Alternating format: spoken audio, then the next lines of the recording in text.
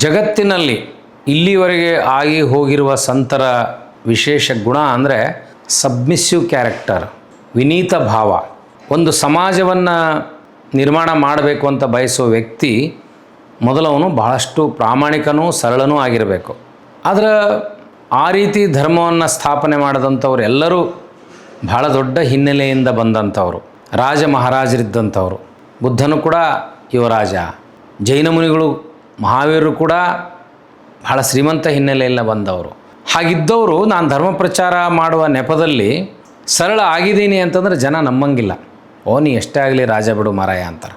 ಆ ಪ್ರಭುತ್ವದ ಅಹಮಿಕೆ ಅವರಲ್ಲಿ ಇರದೇ ಹೋದರೂ ಕೂಡ ಅದನ್ನು ಗುರುತಿಸುವಂಥ ಒಂದು ಪ್ರಯತ್ನವನ್ನು ಜನ ಮಾಡ್ತಾರೆ.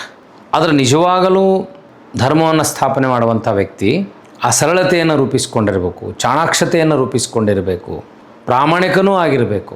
ಅದಕ್ಕೆ ನಂಬ್ರಿ ಅನ್ನೋ ರೀತಿಯಲ್ಲಿ ಬಸವಣ್ಣನವರು ಹೇಳ್ತಾರೆ, ಭಕ್ತಿ ಇಲ್ಲದ ಬಡವ ನಾನಯ್ಯ, ಕಕ್ಕಯ್ಯನ ಮನೆಯಲ್ಲೂ ಬೇಡಿದೆ, ಚೆನ್ನಯ್ಯನ ಮನೆಯಲ್ಲೂ ಬೇಡಿದೆ, ದಾಸಯ್ಯನ ಮನೆಯಲ್ಲೂ ಬೇಡಿದೆ, ಎಲ್ಲ ಪುರಾತರು ನೆರೆದು ಭಕ್ತಿ ಭಿಕ್ಷವ ನಿಕ್ಕಿದಡೆ ಎನ್ನ ಪಾತ್ರೆ ತುಂಬಿತ್ತು ಕೂಡಲ ಸಂಗಮ ದೇವ. ನಿಮ್ಮ ಬಸವಣ್ಣ ಸುಮ್ಮನೆ ಆಗಲಿಲ್ಲಪ್ಪ. ಆ ವಿನೀತ ಭಾವ ಇದೆಯಲ್ಲ, ಆ ಸರೆಂಡರ್ ನೇಚರ್ ಇದೆಯಲ್ಲ, ನಾ ಸರಳ ಅದೀನಿ ಅನ್ನೋದು ಬೇರೆ, ಆ ಸರಳತೆ ಸಾಬೀತು ಮಾಡಲಿಕ್ಕೆ ತುಡಿಯುವ ಮನಸ್ಥಿತಿ ಇದೆಯಲ್ಲ, it should be explained in a poetic form. ಅದಕ್ಕೊಂದು ಶಬ್ದದ ಸ್ವರೂಪವನ್ನು ಕೊಟ್ಟು ನಾನು ಏನಿದ್ದೀನಿ ಅನ್ನೋದನ್ನು when someone says that introduce yourself, ಯಾವುದಾರ ಕಂಪ್ನಿಗೆ ಇಂಟರ್ವ್ಯೂ ಕೊಡೋಕೆ ಹೋದಾಗ introduce yourself, say yourself ಅಂತಾರೆ. ನಾ ಏನದೀನಿ ಅನ್ನೋದು ಹೇಳಬೇಕಲ್ಲ. Not my qualification, not my being, beyond that what's my attitude, ನನ್ನ ಆ್ಯಟಿಟ್ಯೂಡ್ ಏನಿದೆ ಅಂತ ಹೇಳಬೇಕಲ್ಲ. ನಾನು ಆ್ಯಕ್ಚುಲಿ ನಿಮ್ಮಷ್ಟು ಶ್ರೇಷ್ಠ ಅಲ್ಲ. ಮೊಟ್ಟ ಮೊದಲ ಸಬ್ಮಿಸ್ಸಿವ್, ಭಕ್ತಿ ಇಲ್ಲದ ಬಡವ ನಾನಯ್ಯ. ನನ್ನ ಹತ್ರ ಎಲ್ಲ ಶ್ರೀಮಂತಿಕೆ ಇದೆ, ಐಷಾರಾಮಿದೆ, ಪ್ರಧಾನಿ ಇದ್ದೀನಿ, ಎಲ್ಲ ಅದೀನಿ, ಆದರೆ ನನ್ನ ಹತ್ರ ಭಕ್ತಿಯ ಕೊರತೆ ಇದೆ. ನಾನೇನಾಗ್ಬೇಕಂತ ಮಾಡೀನಿ ಅಂದ್ರೆ ನನ್ನಲ್ಲಿ ಭಕ್ತಿಯ ಶ್ರೀಮಂತಿಕೆಯನ್ನು ಹೆಚ್ಚು ಮಾಡ್ಕೋಬೇಕಂತ ಮನಸ್ಸು ಮಾಡಿದ್ದೀನಿ. ಅದಕ್ಕೆ ನಾನು ನನ್ನ ಹತ್ರ ಏನಿಲ್ಲ ಅದನ್ನು ಹೆಚ್ಚು ಮಾಡ್ಕೋಬೇಕಾದ್ರೆ ಬೇರೆಯವರಿಂದ ಕದಿಬೇಕು, ಇಲ್ಲ ಕೇಳಿ ಪಡಿಬೇಕು. ಕೇಳಿ ಪಡೆಯೋದಕ್ಕೆ ಕಾಮನ್ ಟರ್ಮಿನಾಲಜಿ ಏನು? ಭಿಕ್ಷೆ. ಭಿಕ್ಷೆ ಬೇಡ್ತೀನಪ್ಪ ನಾನು.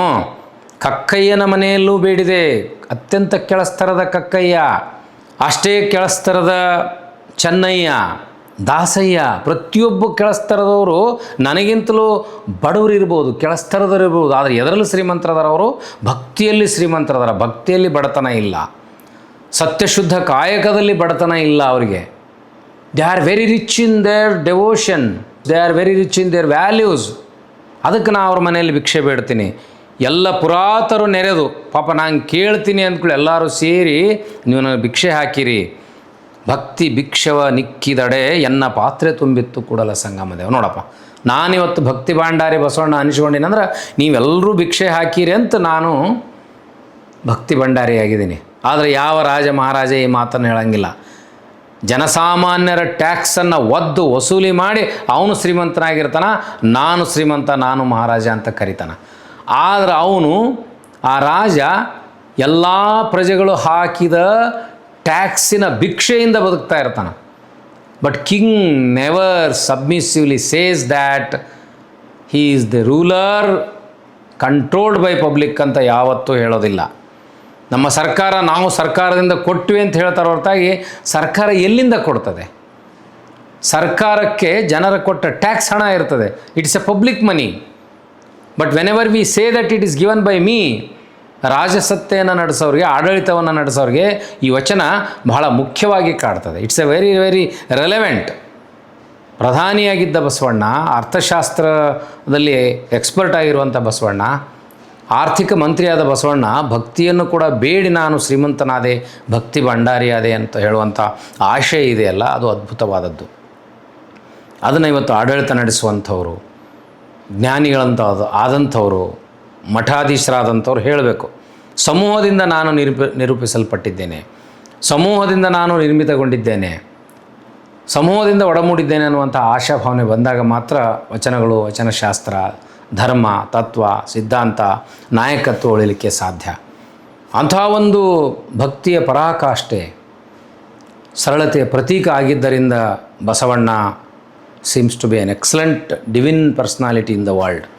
ಜಗತ್ತಿನಲ್ಲಿ ಪ್ರಶ್ನಾತೀತ ಧಾರ್ಮಿಕ ನಾಯಕ, ಎಲ್ಲ ವಿವಾದಗಳನ್ನು ಬಿಟ್ಟು ಲಿಂಗಾಯತ ಧರ್ಮ ಸಂಸ್ಥಾಪಕ ಹೌದೋ ಅಲ್ಲೋ, ವಚನಗಳು ವೇದಗಳ ಮುಂದುವರೆದ ಭಾಗ ಅನ್ನುವಂಥ ಎಲ್ಲ ಅಜ್ಞಾನದ ವಾದ ವಿವಾದಗಳ ಹೊರತುಪಡಿಸಿಯೂ ಬಸವಾದಿ ಶರಣರ ವಚನಗಳು ಅವರ ದಟ್ಟವಾದ ವ್ಯಕ್ತಿತ್ವದ ಹಿರಿಮೆಯನ್ನು, ಹಿರಿತನವನ್ನು, ಶ್ರೇಯಸ್ಸನ್ನು ಕಟ್ಟಿಕೊಡ್ತವೆ. ವಚನಗಳನ್ನು, ವಚನಕಾರರನ್ನು ಅರ್ಥ ಮಾಡಿಕೊಳ್ಳುವ, ಓದುವ ಬಗೆ ಇದು ಅಂತ ನಾನು ಆಶಿಸ್ತೇನೆ. ಶರಣು ಶರಣಾರ್ಥಿ.